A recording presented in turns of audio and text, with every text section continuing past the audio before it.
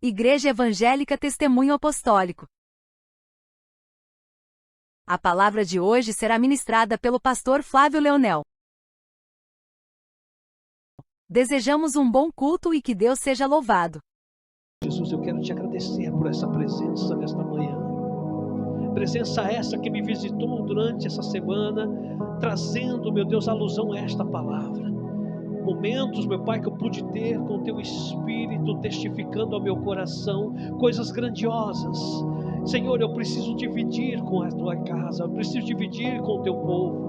Não quero fazer de mim mesmo, então eu peço a mesma presença que invadiu o meu interior, me trazendo dentro desta palavra, que Ele se faça presente e que Ele possa falar mais alto em cada coração, a cada coração contrito que veio disposto a ouvir a Tua voz. Senhor, que haja liberdade ao Teu Espírito Santo. Meu Deus eterno, do contrário, nós queremos pedir que toda arma, meu Deus eterno, ou todo impedimento caia por terra e que haja liberdade somente ao Teu Espírito Santo, que o Senhor possa falar, que o Teu nome possa ser engrandecido, tudo para a honra e glória do Teu nome. Amém. Você vai se assentar aplaudindo e glorificando a presença do Espírito Santo de Deus. Aleluias, glória a Deus. Louvado seja Deus. Existem momentos da nossa vida que é como esse que a Jo e o Cláudio estiveram testificando aqui. Momentos que você está buscando, né, a redenção no Senhor, em que você tem colocado verdadeiramente a sua vida no altar. E parece que as coisas vão de mal a pior. Eu conversava com um jovem há um tempo atrás, e ele falava comigo, eu falava, pastor, e esse jovem estava afastado da igreja, e através de uma conversa, uma fala minha com ele, ele voltou a frequentar a igreja. Esses dias eu o reencontrei e falava, e conversava com ele. Eu me lembro que na primeira conversa que tivemos, ele relatou problemas familiares, problemas financeiros, né? O casamento dele tinha acabado e ele estava suprimido do relacionamento com a própria filha, né? A ex-esposa contraiu um novo matrimônio e o impedia de ver a própria filha. E eu disse algumas palavras para ele. Esse jovem, ele voltou a frequentar a igreja. E esses dias eu o encontrei e falava com ele. E aí, meu filho, como é que tá? Ele falou, pastor, vou ser bem sincero com o senhor não vai se entristecer. Pastor, olha, minha vida estava ruim quando eu estava fora da igreja, mas depois que eu entrei para a igreja está bem pior.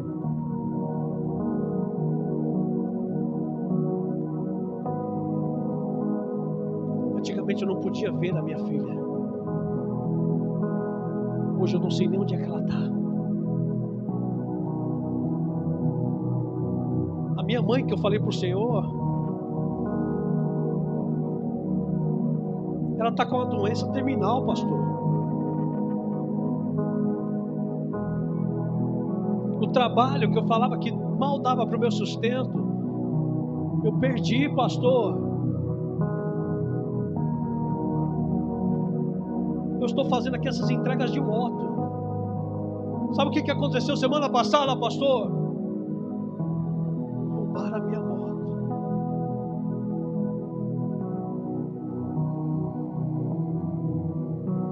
E eu falei, qual que é a sua posição hoje? Você tem ido à igreja? Não. Deus não gosta de mim, pastor. Cada palavra que o Senhor falou para mim não serviu. Não entrou no meu coração. Eu voltei a testificar mais alguma coisa com ele. E eu falava, rapaz, existe momento na nossa vida, momentos de forja, até mesmo do nosso caráter. Porque eu entendo o final do seu relacionamento.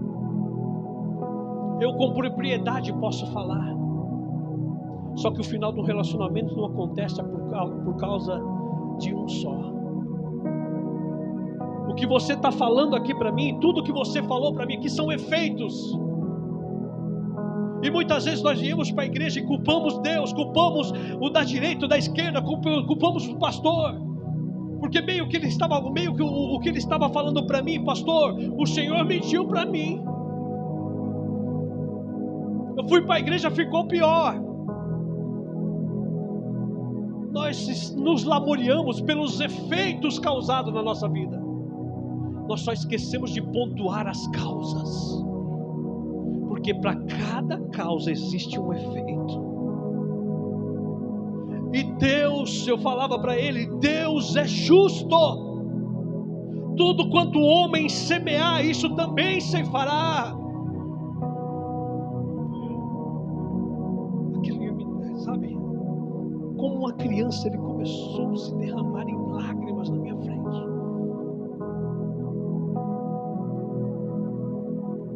Porque o que foi tocado dentro dele é que realmente ele estava reclamando só dos efeitos. O que causou isso?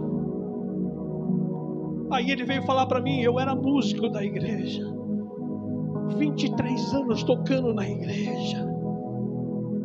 Só que um dia eu recebi uma oportunidade de trabalho, pastor, e eu passei a trabalhar dia e noite. O pastor por vezes foi em casa dizendo, ei, olha, a igreja está lá, o seu lugar está lá, eu precisei de você ontem. Ah, pastor, eu preciso trabalhar. Naquele momento de trabalho, como era um bom emprego, não tinha mãe doente, não tinha filha que ele queria ver, tampouco a esposa. Chegava a passar 15, 20 dias fora de casa. Enquanto isso, a esposa, a filha, a mãe, a igreja. Causas e efeito.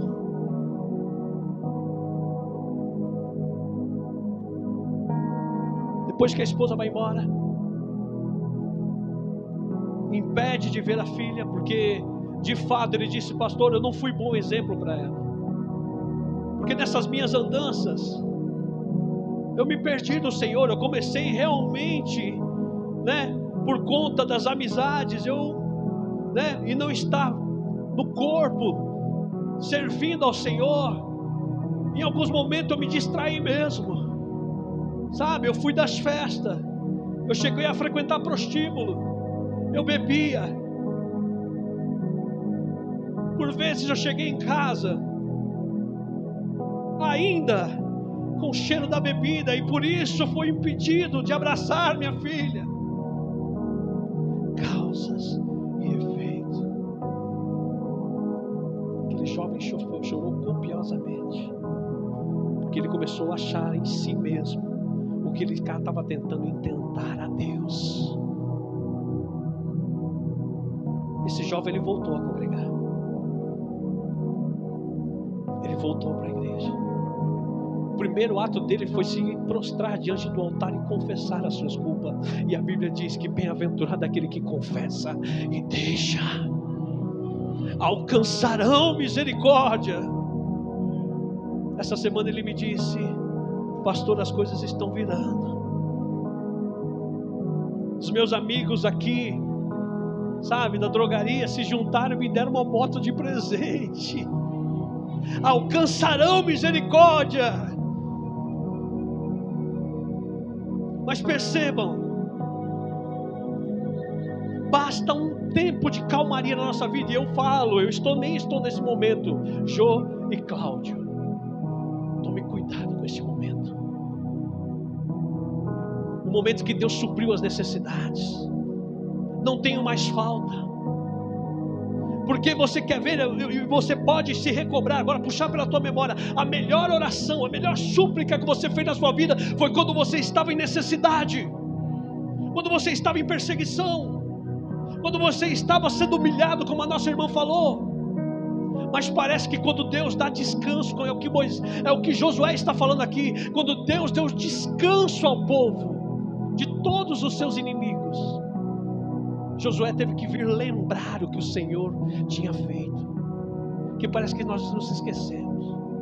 A gente vem na igreja, a gente chora tanto, clamamos tanto pela cura, clamamos tanto, sabe, pelo renovo financeiro, familiar. E quando o Senhor abençoa, não é difícil você ver a pessoa sumir da igreja. O que aconteceu? Vamos fazer um exemplo simples aqui. De repente eu estou pedindo um carro novo. Senhor, eu passo anos prostrado. Senhor, me dá um carro novo. Senhor, me dá um carro novo. Chega um momento que Deus, porque a Bíblia fala que Ele tem prazer em fazer, de abençoar os seus. Ele realmente dá um carro novo. Você procura o irmão no outro dia. Cadê o irmão? Pastor, ele saiu, ele foi estrear o carro novo. Na outra semana procura. Ele foi estrear o carro novo mais uma vez.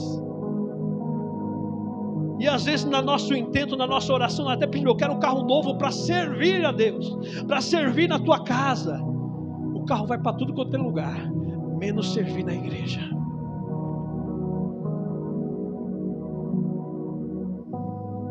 Josué, ele começa a lembrar aquele povo, porque Josué já está velho neste momento. Enquanto Josué tinha vigor, ele chamava o povo, ou ele instruía, doutrinava o povo a buscar a Deus com excelência, a sacrificar dignamente diante do Senhor. Só que Josué já está velho. Ele não tem mais o tento de estar, julgando o povo, buscando dentro das casas, dentro das residências, e pontuando o que o povo tinha que fazer. Não, ele já está velho. Então ele teve que congregar o povo e lembrar, porque ele tinha ouvido, ou melhor, muitas vezes até visto, pessoas se apostatando da fé em Deus. Deus tinha dado descanso. Eles estavam da além do Rio Jordão. Estar da além do Rio Jordão é só imaginar a bênção que estava por vir. Eles não tinham ainda alcançado, tinha uma barreira, o Rio Jordão. Talvez aquele momento em que eu e você estávamos em dificuldades, orávamos fervorosamente ao Senhor, buscávamos, em todos os trabalhos nós estávamos. O pastor não precisava nem pedir: pastor, eu estou lá, porque eu estou em dificuldade, eu quero passar no Jordão. Esse povo já tinha passado o Jordão, já não era mais barreira. Eu estou farto de dias, estou comendo o melhor da terra, não tenho mais inimigos contra mim. É real isso? Vamos ver. Capítulo 24.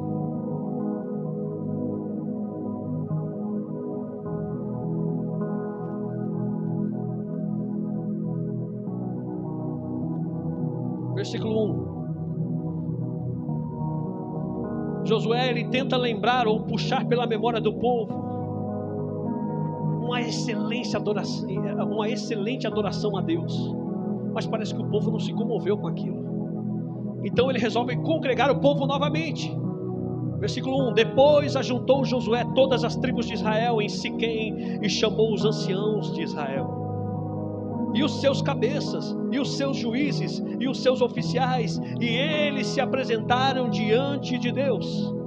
Então Josué disse a todo o povo: assim diz o Senhor, Deus de Israel: da além do rio antigamente habitaram os vossos pais, Terá, pai de Abraão e pai de Naor, e serviram a outros deuses.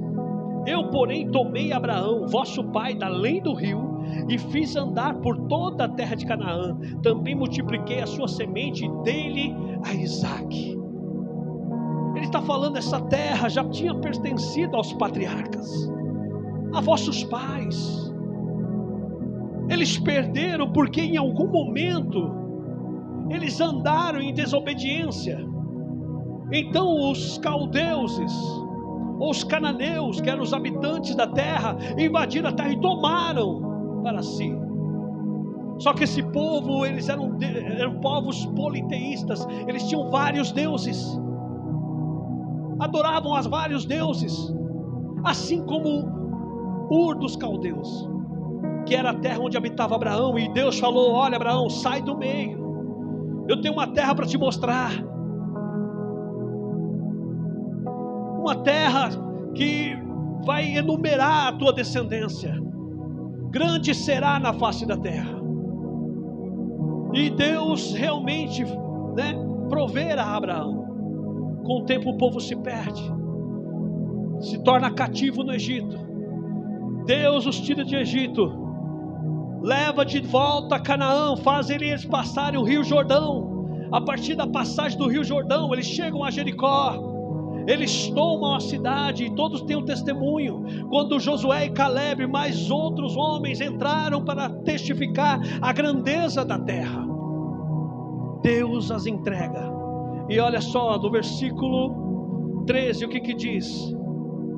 Eu vos dei a terra que não trabalhastes, e cidades que não edificastes, e habitais nelas, e comei das vinhas e dos olivais que não plantastes. Ou seja, eu te dei do bom e do melhor. Esse momento que nós estamos, o momento da bênção, o momento que eu não tenho mais luta, Deus supriu a minha necessidade. O que acontece com o povo neste momento? Há uma grande tendência em nos afastarmos de Deus, porque está tudo bem.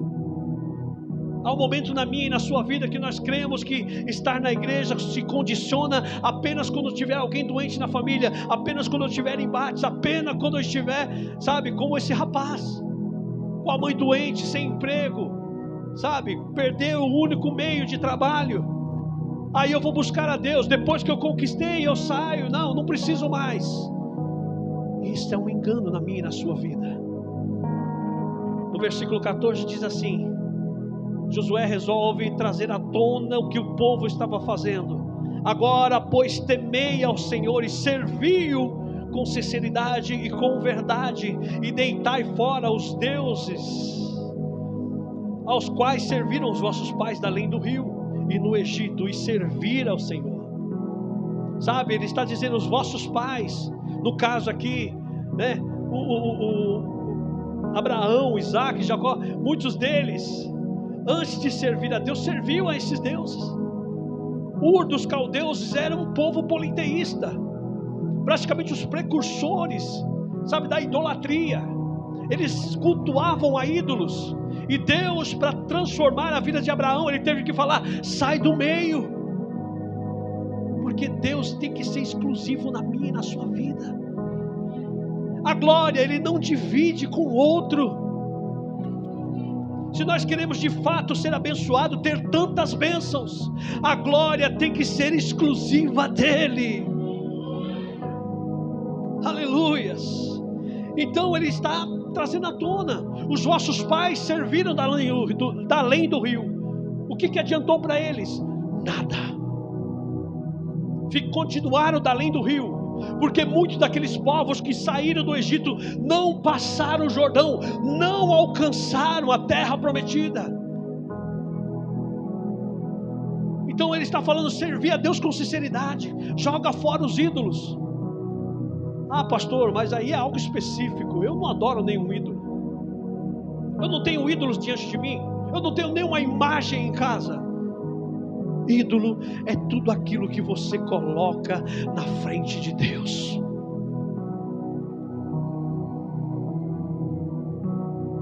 Tem muita gente que tem um filho como ídolo, um marido como ídolo. Eu falo isso com propriedade. Na igreja em que pastoreei, e eu até me surpreendi, porque eu tinha anos de vivência com o obreiro.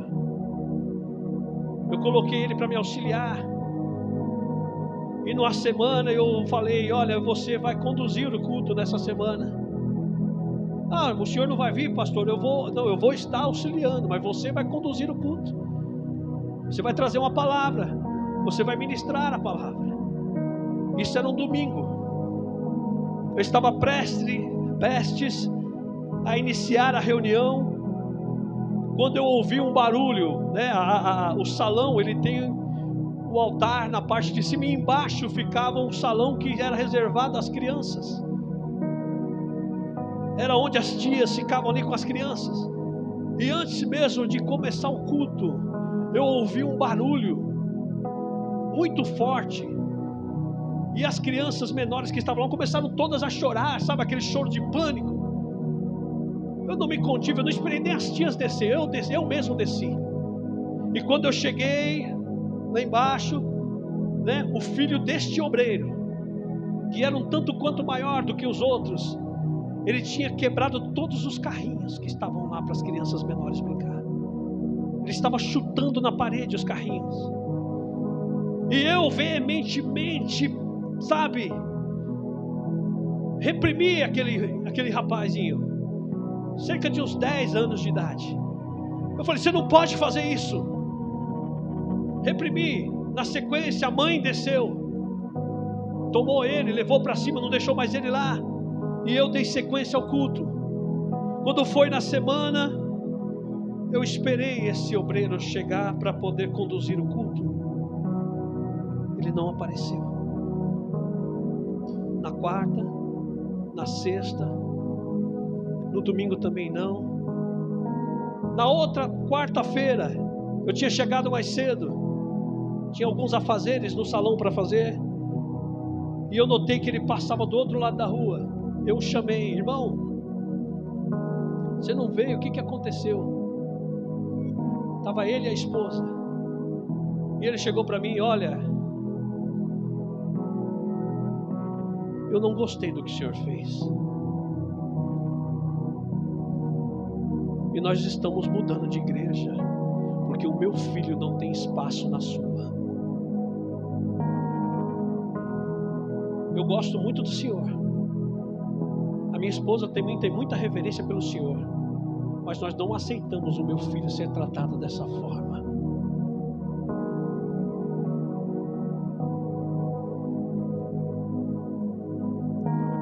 Esse casal saiu da igreja, prometendo buscar outra igreja em que o filho se agradasse. Hoje eles não estão em igreja nenhuma. Tem pais que têm invertido a ordem. Para eles o ídolo era o filho. Esses dias eu olhando nas redes sociais, esse menino, ele já não é mais um garotinho, ele já é um rapaz, ele é maior. Ele anda por aí cantando funk, menor da quebrada. O meu coração testificou. Essa quebrada começou lá dentro da igreja, quando os pais deram legalidade ao que ele fazia. Ídolos. Você pode não adorar uma imagem, mas se você coloca qualquer outro tipo de coisa, qualquer outro tipo de evento à frente de Deus, quando nós devemos buscar primeiro o reino, também é idolatria. E por conta desta idolatria ao filho, hoje nenhum está na igreja. Amargam ter que assistir um filho envolvido no mundo dos entorpecentes, porque é só o que tem nesse mundo do funk, do pancadão. Poderia estar na igreja, sendo doutrinado por Deus, sendo conduzido pelos pais, porque a Bíblia fala isso. Eu tenho que ser exemplo para o meu filho. Há uma grande deficiência nos pais de hoje, porque quando há um trabalho na igreja, principalmente voltado para esse público, as crianças, os próprios pais não apoiam. Quando a Bíblia vai dizer lá em Provérbios: ensina um menino no caminho que se deve andar. Ele não está falando para você apontar o caminho, ele está falando para você andar com ele. Ensina o menino no caminho, você tem que estar no caminho para andar com ele. Agora tem pais que têm irritado os filhos de que forma? Ele não anda no caminho e quer exigir do filho que ele seja certo. Sinto muito, ele não vai ser. Ele é espelho teu. Então, a rebeldia ou, sabe, a retratativa dos pais para comigo naquele dia, talvez seja a retratativa dele hoje com os pais dele, dizendo: vocês não foram fiéis a estar na igreja com o pastor, por que eu tenho que estar? Está todo mundo fora da igreja. Versículo 15. Pois Josué está falando com o povo: sirva a Deus, tira os ídolos. Só que ele também fala o seguinte, no versículo 15: porém, se vos parece mal aos vossos olhos servir ao Senhor, escolhei hoje a quem sirvais, se aos deuses a quem serviram os vossos pais, que estavam da além do rio, ou aos deuses dos amorreus em cuja terra habitais. Porém, eu e a minha casa serviremos ao Senhor. Sabe, tem pessoas que se estribam no entendimento dos pais. Pastor, eu não tenho a capacidade de mudar porque meu pai me ensinou assim, assado. Eu nasci assim e vou morrer assim. Josué está fazendo um convite, assim Deus está fazendo um convite para mim e para você. Você quer morrer? Lá no entendimento dos seus pais, se estribar no entendimento dos seus pais, que serviram da além do rio. Da além do rio não tem promessa, não tem bênção. É necessário passar o Jordão. Só há bênção depois do Jordão. Só há terra prometida. Só há bênção depois do Jordão. Não, eu quero me manter aqui. Que Deus se vire para me atender. Não. Ele está dizendo: se vos parece mal servir ao Senhor, eu e a minha casa serviremos ao Senhor. Eu entendo, e não sei se você consegue entender assim, quando se fala de servir, se fala de trabalho. Em outras palavras, se eu fosse atualizar isso, o que Josué está falando? Eu e a minha casa trabalharemos para o Senhor. Existem pessoas que passam 15, 20, 50 anos dentro de uma igreja.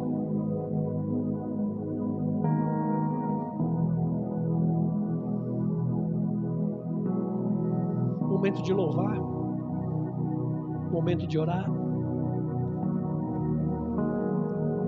Eu sou membro de banco. Como é que eu posso dizer que eu sirvo se eu não trabalho? É isso mesmo. Jesus, quando ele vai pregar em Samaria, que era um lugar que ninguém queria ir dos judeus, ele encontra uma samaritana. Ele tem um diálogo com a samaritana então corre aos homens de Samaria, e eles começam a vir ao encontro de Jesus. O que Jesus fala naquele momento para os discípulos? Olha, os campos já estão brancos, mas são poucos trabalhadores. A igreja do Senhor hoje tem padecido porque tem faltado trabalhadores. Mas eu testifico e encho o meu peito e alço a minha voz para dizer que eu e a minha casa serviremos ao Senhor. Mas eu não quero trabalhar, viu Deus? O Senhor tem que me entender. Eu tenho família, eu tenho o meu trabalho, e muitos se doam, como eu falei na oferta, dia e noite para o trabalho secular. Mas para a igreja é demais, pastor. Gasta, dá gasto. Eu moro longe. Eu já tive que ouvir várias vezes. Ah, pastor, você está dando indireta? Não, eu estou falando o que a Bíblia está falando. Se eu digo que sirvo a Deus, eu tenho que ser um trabalhador inveterado. Porque um servo, ele jamais se opõe ao seu Senhor.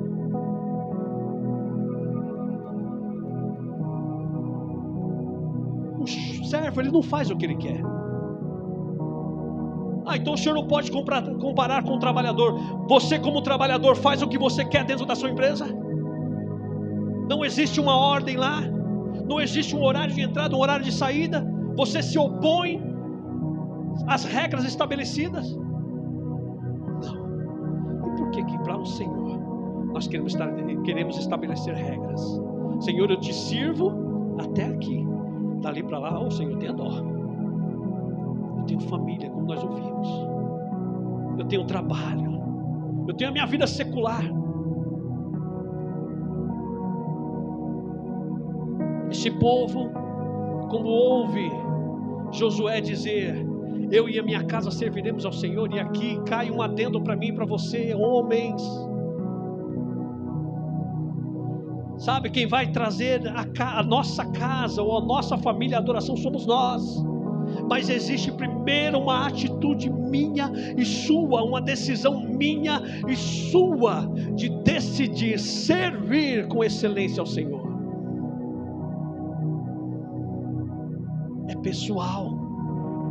Eu servirei ao Senhor e também a minha casa. Muitas vezes eu quero servir, mas à distância. Eu quero servir, mas eu não quero ter contato com a casa de Deus. Pastor, dá muito trabalho. Pastor, olha, tem pessoas detestáveis lá no meio. É verdade. Tudo faz parte de um processo na minha e na sua vida. Mas esta obra precisa de trabalhadores. Os campos realmente estão brancos, mas tem faltado trabalhadores. Você é servo, comece a trabalhar. Deus não te chamou para estar sentado numa casa como essa 20, 30 anos, quanto tempo quer que seja que você tenha de evangelho. Deus te chamou para trabalhar. Seja servo. É como ele está falando, eu e a minha casa serviremos. E ele realmente mostra isso. Versículo 17, porque o Senhor é o nosso Deus. Ele é o que nos fez subir, a nós e a nossos pais, da terra do Egito, da casa da servidão. E o que tem feito grandes sinais aos nossos olhos, e nos guardou por todo o caminho que andamos, e entre todos os povos pelo meio dos quais passamos. E o Senhor expeliu de diante de nós a todas estas gentes, até os amorreus, morador da terra. Também nós serviremos ao Senhor, porquanto é o nosso Deus. Quando Josué disse, olha, eu e minha casa serviremos ao Senhor, o povo quis dizer, Josué, você pensa que é só você? Nós também servimos. Nós também somos servos do Senhor. Nós também serviremos. Tudo isso aí que você falou, nós sabemos. Ele realmente nos livrou dos nossos inimigos. Ele realmente nos deu descanso. Você acha que nós vamos deixar esse Deus? Nunca. Tem muita gente que está dentro da igreja dessa forma, achando que está servindo, mas não está. Servir a Deus tem que ser por inteiro. Tem que ser com integridade. Olha aqui que Josué vai dizer no capítulo 19, em resposta a eles. Então Josué disse ao povo, não podereis servir ao Senhor, porquanto é Deus santo, é Deus zeloso, que não perdoará a vossa transgressão, nem os vossos pecados. Se deixardes o Senhor e servirdes a deuses estranhos, então se tornará e vos fará mal, e vos consumirá, depois de vos fazer o bem. Tem muita gente que acha que está servindo, mas serve de qualquer jeito, quer servir ao seu modo. Senhor, olha, eu sirvo até aqui, não quero ter muito contato não, eu não quero me envolver com nenhum trabalho não. Aí sabe o que acontece? Deus começa a se voltar contra, porque Ele chamou trabalhadores, Ele não chamou espectadores. E como você pode afirmar isso aí? A Bíblia vai dizer, sejam praticantes e não somente ouvintes da palavra. É trabalho, é sacrifício, é ser servo, é trabalho.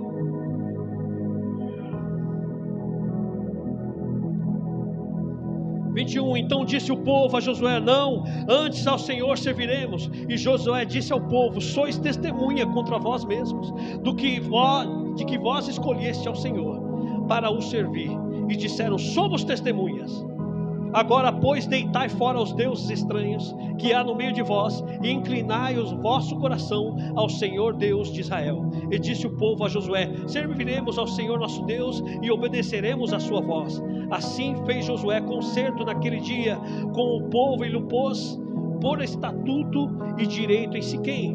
E Josué escreveu essas palavras no livro da lei de Deus, e tomou uma grande pedra e erigiu ali embaixo do carvalho que está junto ao santuário do Senhor. E disse Josué ao povo, Eis que esta pedra nos será por testemunho, pois ela ouviu todas as palavras que o Senhor nos tem dito, e também testemunho contra vós, para que não mintais ao vosso Deus. Então Josué despediu o povo, cada um para a sua herdade. Cada um voltou para a sua casa. E há um grande problema na nossa vida. Muitas vezes nos emocionamos com a palavra ministrada, nos rendemos a ela, como é o caso que eu falei deste jovem. Ele no culto, ele se rende, ele aceita a palavra, mas de repente ele vai para a sua herdade, ele vai para a sua casa, e parece que as palavras, sabe, da mesma forma que entraram, elas se vão. Eu esqueço de cada uma. E quando eu não dou vazão, eu não faço germinar a boa semente, o que vem? Vem a má semente, ela germinada no coração e me faz perder a fé em Deus. Josué despede essa gente, e eles vão dizer que eles foram fiéis todos os dias de Josué. Enquanto Josué estava vivo ainda, cerca de 110 anos ele viveu, o povo se manteve ali firme, realmente servindo a Deus. Só que um dia Josué morreu. O que acontece? Esse povo se desvia, as novas gerações começam a ouvir e começam a se prostrar aos ídolos dos amorreus. Eles começam, sabe, a miscigenar a adoração a Deus. É aquela coisa, eu vou na missa de manhã e à noite eu estou no culto. Sabe, adoravam outros deuses pela manhã, à noite ia sacrificar a Deus. E Moisés e Josué já tinha alertado o povo: vocês não podem servir a dois senhores. Não tem como você, sabe, dizer que vão servir a Deus adorando a outros deuses. Abandone os deuses de vossos pais, os deuses dos amorreus. Mas o povo se contamina, e com isso a ira de Deus se acende. Deus vai suscitar lá na frente, no reinado de Zedequias, os babilônicos, que se levantam ferreamente contra esse povo, contra aquela geração que já estava perdida, sabe, na adoração a Deus. Já não havia mais reverência ao altar, já não havia mais reverência ao templo. O templo estava em ruínas, com as portas quebradas, o altar desconcertado. Então Deus permite que se levante o rei Nabucodonosor, leva esse povo cativo. 130 anos se passa da morte de Josué, e o povo é levado cativo novamente. 70 anos no cativeiro. Sabe qual era a maior saudade deles? Salmo 137.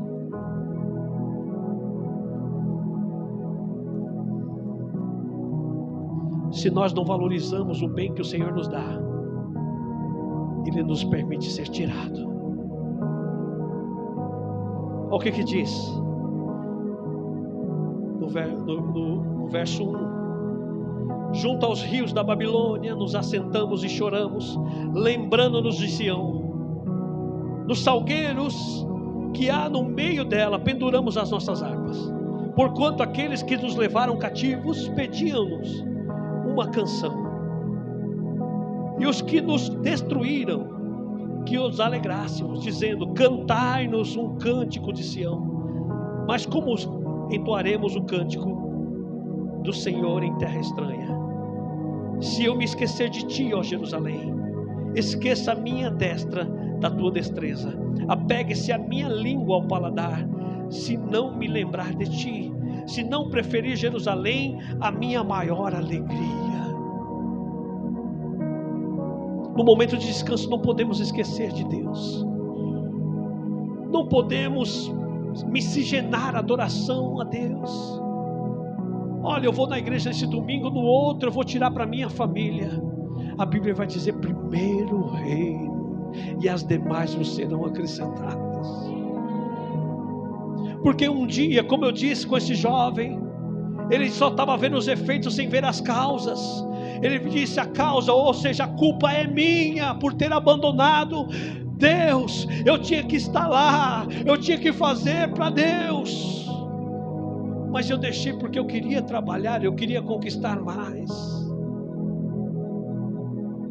E hoje, ou neste momento, eles estão aqui chorando.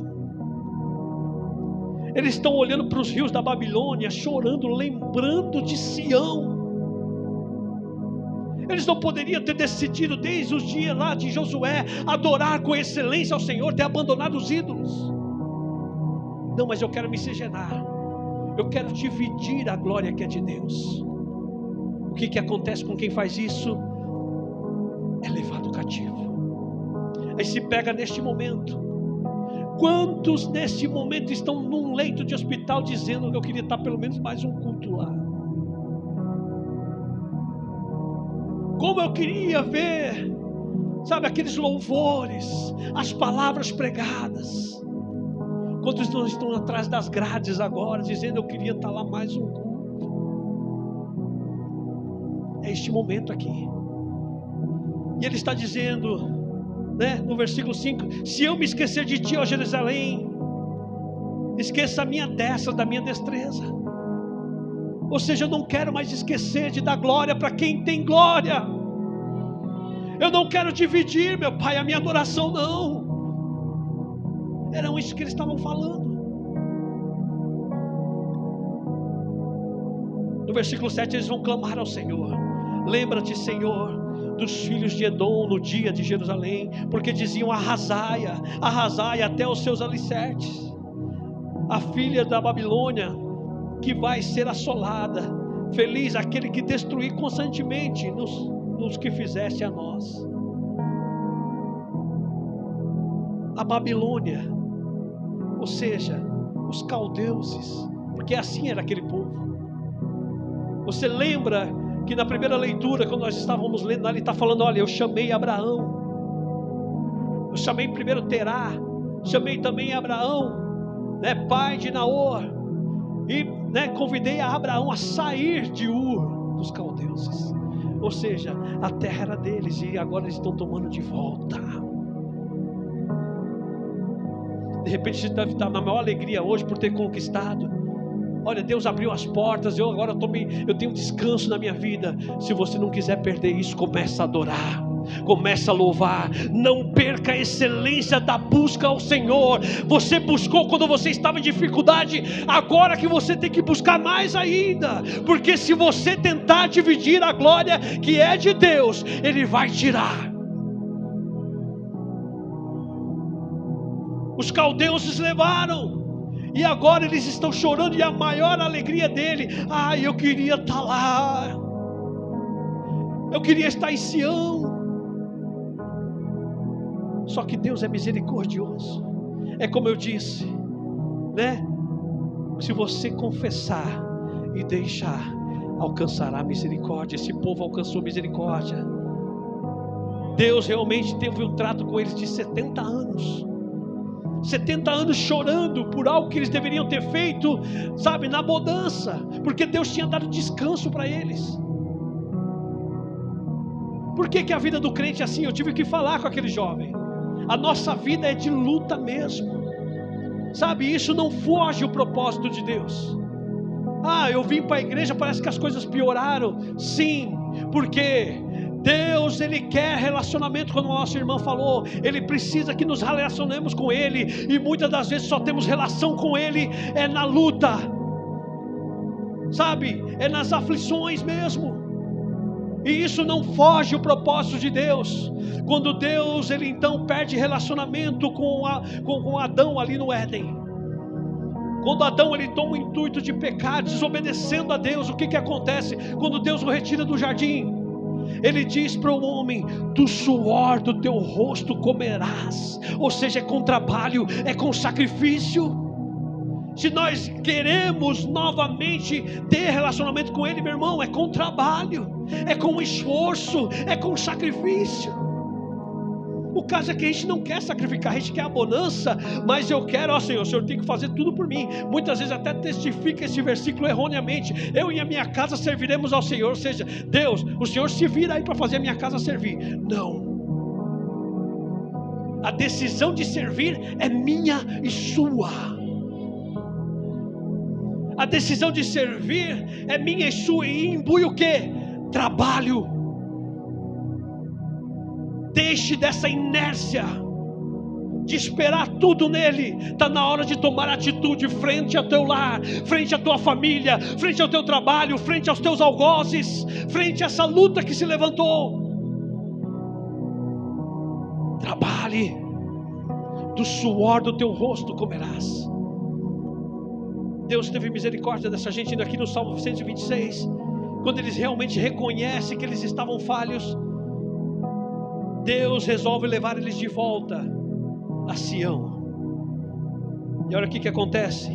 Quando o Senhor trouxe do cativeiro, os que voltaram a Sião estávamos como os que sonham. Então a nossa boca se encheu de riso e a nossa língua de cânticos. Então dizia entre as nações: grandes coisas fez o Senhor a estes, grandes coisas fez o Senhor por nós, e por isso estamos alegres. Faze-nos regressar outra vez do cativeiro, Senhor, como as correntes do sul. Os que semeiam com lágrimas cegarão com alegria. Muitas vezes na minha e na sua vida as lágrimas são necessárias. É processo, faz parte do propósito de Deus na minha e na sua vida. O que é isso, pastor? Eu tenho certeza que depois de um choro, depois de um momento difícil, você nunca levanta a mesma pessoa. Você passa a se desconhecer. Sabe? Quantos já não ouvi dizer: pastor, eu era enérgico com as coisas, sabe, sanguíneo, perdi a paciência por nada. Hoje eu estou até me estranhando, pastor. As pessoas vêm para o embate comigo e ficam até surpresas, porque espera, sabe, que eu me exalte. E hoje eu sei dar uma resposta branda, porque faz parte do processo. Vamos parar de reclamar dos efeitos e começar a buscar as causas. O que nós fizemos para causar determinado tipo de luta na nossa vida? Depois que você identificar isso, adore ao único que é digno. Não divida a glória dele. Não institua nenhum ídolo sobre o que é dele. Em outras palavras, eu quero te convidar a se colocar de pé neste momento.